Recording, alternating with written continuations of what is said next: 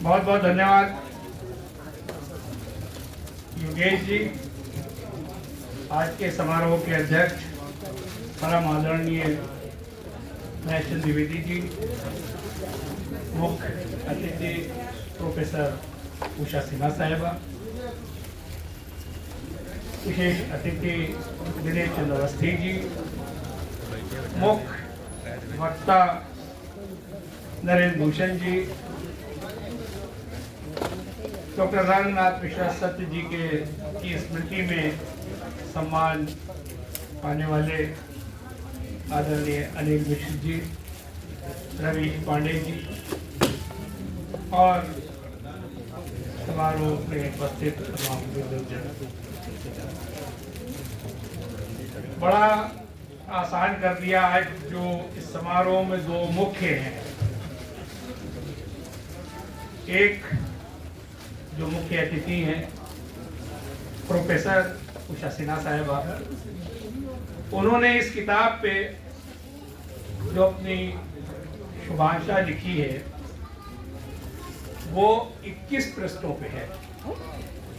यानी इस किताब में जो कुछ है वो उन्होंने लिख के इतना आसान कर दिया कि अब मेरा उसमें कुछ बोलने का कोई मतलब ही नहीं रह गया। और फिर जो मुख्य वक्ता है तो बड़े कमाल के आदमी निकले आज। हम बहुत ही शरीफ आदमी समझते थे उनको। अब ये कपड़ों के रंग के बदलाते रहे, वो पसंद के कपड़े पहनते रहे और पता नहीं कितनों के राज खोले इन्होंने आज। मैंने बहुत सारे पुस्तकों पे इनको सुना है, लेकिन आज वो बिल्कुल अलग रंग में थे। मुझे बसंत का रंग जो है वो बहुत ही हावी इनके ऊपर जो है वो दिखाई दिया और मैं बहुत आभारी हूँ कि आपने इतना अच्छा इस पुस्तक के ऊपर इतना अच्छा वक्तव्य और जो उन्होंने उस पर कोट किए, चाहे छंद किए हों, चाहे दोहे किए हों, चाहे गजल के अशार किए हों, वो सब छाट के इन्होंने वैसे ही रखे जो सब एक दूसरे के राज बयान कर रहे थे। तो आज बहुत अच्छा लगा। आज ये लग रहा है कि वाकई वार्षिक उत्सव है जो हर्ष उल्लास के साथ मनाया जा रहा है। मैं योगेश जी को बधाई देना चाहता हूँ कि वो 18 साल के हो गए। यानी उनकी संस्था यानी बिल्कुल युवा अवस्था जो होती है उसमें, और उसमें सिवाय आज जिस तरह का ये कार्यक्रम हुआ है वो बिल्कुल दृश्य वही दिख रहा है कि जो 18 साल का होता है। तो मैं बधाई देता हूँ कि बहुत अच्छा उन्होंने आज ये आयोजन किया। योगेश जी में तो बहुत सारी योग्यताएं हैं, बहुत सारा चर्चा होते रहती है, लोगों के पसंदीदा आदमी हैं। आज जो कार्यक्रम करते हैं उसमें वो सलीका जो झलकता है वो बहुत कम जगह देखने को मिलता है। तो मैं तो अक्सर ये कहता हूँ कि मेरी निगाहे खास का ये इंतखाब है, मेरी निगाहे खास का ये इंतखाब है और सानी नहीं है इनका कोई, ये लाजवाब।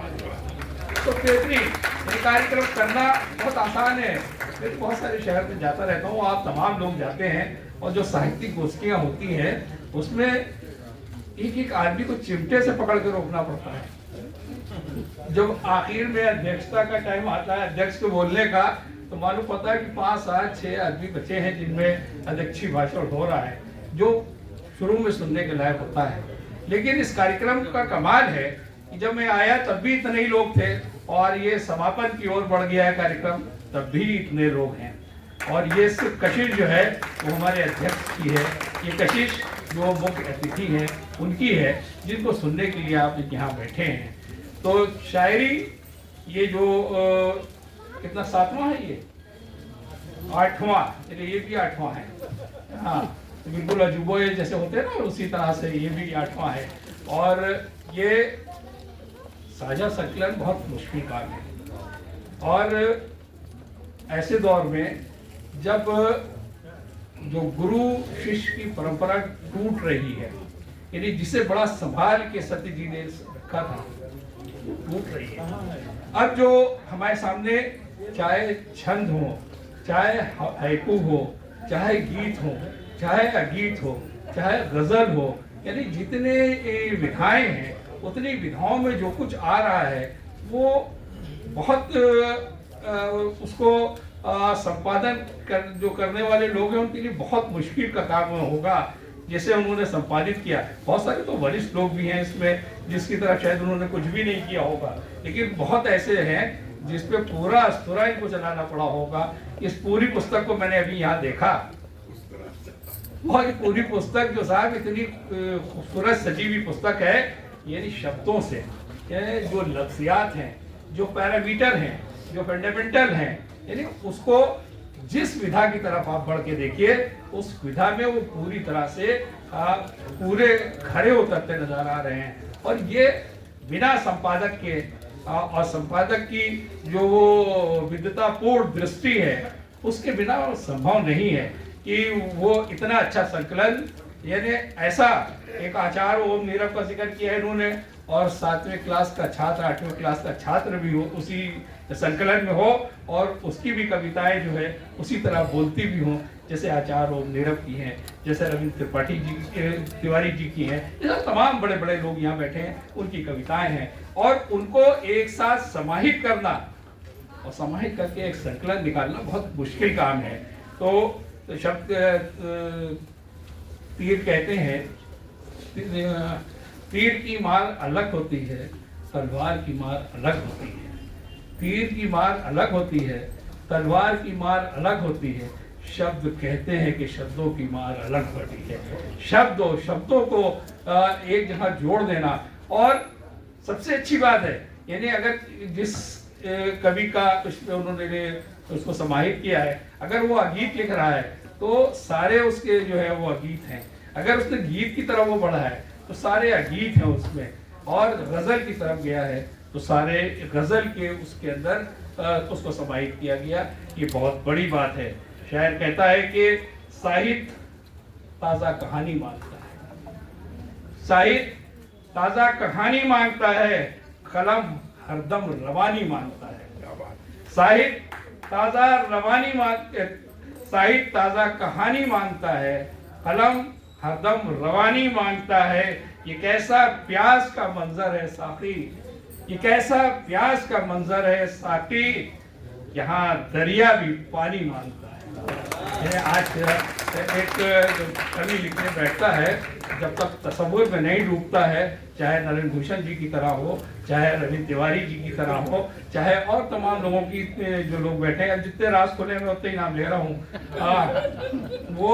वो जब लिखने बैठता है तो उसके सामने अगर वो वरिष्ठ है, अगर वाकई का वो साहित्यकार है, तो शब्द मैंने देखा है कि वो हाथ जोड़े खड़े होते हैं कि आप इसे इस्तेमाल कर लीजिए ताकि उन शब्दों की कोई हैसियत हो जाए। तो एक बेहतरीन गुलदस्ता ये इन्होंने यहाँ पेश किया। मैं उसके लिए दिल की गहराइयों से उन्हें मुबारकबाद पेश करता हूँ। और ये देखिए कि जो दौर आज का है कि शेर सुन लेते हैं, शेर सुन लेते हैं, शेर कह लेते हैं। मंजू जी, शेर सुन लेते हैं, शेर कह लेते हैं, होश उड़ जाते हैं जब शेर देख लेते हैं। ऐसे दौर में इतनी खूबसूरत गजलें, आप इतनी खूबसूरत शायरी कविता की शक्ल में हो, गीत की शक्ल में हो, अगीत में हो, हैकू हो, वो सब आपने इसमें 7 खंडों में जो इसको आपने पेश किया है, बहुत ही अच्छे, बहुत सुंदर। मैं उसके लिए आपको बहुत बधाई देता हूँ। अभी यहाँ पे वो कहाँ चली गई? सुधा मिश्रा यहाँ पे थी अभी, ये है यहाँ? हाँ, सुधा मिश्रा जी भी बहुत अच्छी बात और बहुत खामोशी से कह के चली गई। यानी उन्होंने जो कुछ, ये जो पुस्तक है दोहा मंजूषा जो अभी आपने देखी, ये कमाल है कि एक तो लोगों के ऊपर दोहे कहना, तो फिर उसको इतनी खूबसूरती से छाप देना, और उसके बाद इतनी खूबसूरत समीक्षा करा लेना, ये बहुत बड़ा कमाल है। मैंने सुधा मिश्रा आई नहीं है, कहाँ गई? हाँ, तो सुधा मिश्रा जी ने इतना खूबसूरत इसकी इतनी खूबसूरत समीक्षा की है। नरेंद्र भूषण जी का अपना कमाल है और सुधा मिश्रा जी का अलग कमाल है। इधर आइए सामने आ, देखिए मैं शेर सुना रहा हूँ आपको। इधर आइए, तो लोग देखें आपको, हमें देख किस क्या होगा। आंखें झीलों की तरह, आंखें झीलों की तरह, होठ गुलाबों जैसे, आंखें झीलों की तरह, होठ गुलाबों जैसे, ऐसे होते हैं बहुत कम लोग किताबों जैसे। पढ़ने का जी चाहे, जैसे सुनने का जी चाहे, जब वो शब्द बोले तो शब्द शब्द जो है वो निखर के बिल्कुल समझ के हमारे सामने आ जाए। हर आदमी शब्दों का उच्चारण, शब्दों का इस्तेमाल नहीं कर सकता। यानी अगर वो टीचर है, वो पढ़ाती हैं, तो उनके पढ़ाने का पूरा हक मैं समझता हूँ अदा करती होंगी, क्योंकि साहित्यिक संगोष्ठियों में, गोष्ठियों में इस तरह बोलना बहुत ही कमाल का है। मैं दिल की गहराइयों से आपको धन्यवाद पेश करता हूँ। ये आज वार्षिक उत्सव है, इसमें तमाम लोगों की शायरी है।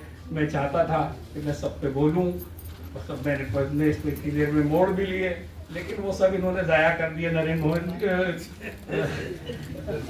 इन्होंने सब कुछ इसमें ज़ाया किया। और ऐसे वो बमबारी होती है ना, और कभी क्या बागों में कभी आप होइए ना, तो बागों में जो आम के इर्द गिर्द घूमते हैं, यानी भूल के, यानी किस पे वो बैठ जाएगा और कौन सा आम कहाँ गिर जाएगा कुछ पता नहीं होता। तो नरेंद्र भूषण जी ने तो आज कमाल किया है कि वो सब मैंने तो खत्म कर दिए। अब इसमें 3 लोग जो संपादक मंडल में हैं, आप सुनिए, मैंने उनके लिए सोचा कि बस मैं यहीं तक सीमित रखूं, ताकि मैं अभी उषा सिन्हा साहब को सुन सकूं, और विद्वतापूर्ण उन्हीं को मुझे असल सुनना है। और उन्होंने इतना लिख दिया है तो उनके लिए आज बहुत आसान होगा कि, और मैं अगर ये आप 2100 प्रश्न पढ़ देगी तो बड़ी कृपा होगी आपकी। इसलिए आपने तो तमाम लोगों को, हम लोग सवेरे तक बैठे हैं, आप इत्मीनान रखिए। आप देखिए कि इसमें दिवेश जी हैं,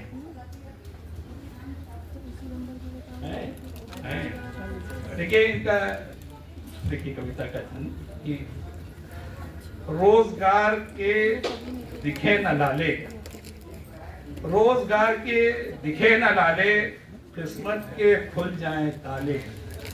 रोजगार के दिखे न लाले, किस्मत के खुल जाए ताले।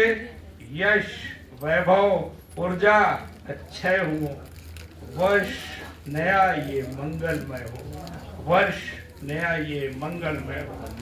हर भूखे को मिले निवाला, हर भूखे को मिले निवाला, बंद हो भ्रष्टाचार घोटाला, नहीं किसी को कोई भय हो, वर्ष नया ये मंगलमय हो, वर्ष नया ये मंगलमय हो।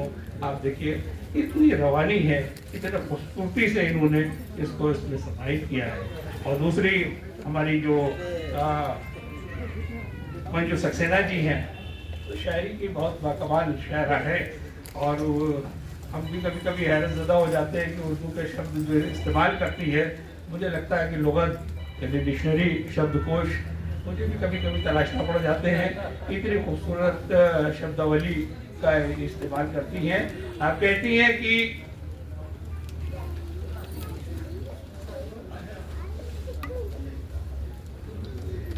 कभी तो चांद कभी आफताब रखते हैं, कभी तो चांद कभी आफताब रखते हैं, हम अपने हुजरे में रोशन शबाब रखते हैं, हम अपने हुजरे में रोशन शबाब रखते हैं। और तुम ही नहीं हो यहाँ आशिक़े मोहब्बत, तुम ही नहीं हो यहाँ आशिक़े मोहब्बत, एक ये ज़ौक़ हम भी सनम बेहिसाब रखते हैं। यानी जो अभी तक ये राज खोले थे, इन्होंने किसी महिला का राज नहीं खोला था नरेंद्र भूषण जी ने। आप ये देखिए कि ये जो ज़ौक़ है बेहिसाब रखने वाला, कोई महिलाओं में भी मौजूद है यहाँ।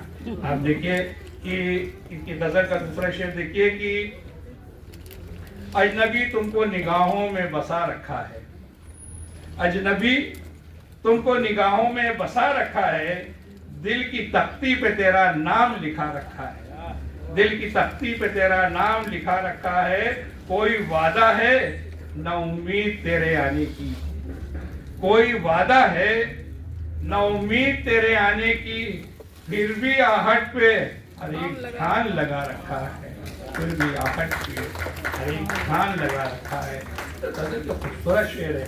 मैं एक ही दो पढ़ रहा हूँ, इसलिए कि मैं जानता हूँ कि इतनी देर से आप सुन रहे हैं, और कितना सुना जा सकता है, और फिर अभी सुनना है आपको उषा जी को। तो बस ये देखिए आखिरी आज के इस समारोह के इस कार्यक्रम को सजाने वाले योगेश गुप्त जी सबसे आखिर में है, तो मैंने सोचा आखिर ही पढ़ लो ताकि पूरी किताब कंप्लीट हो जाए।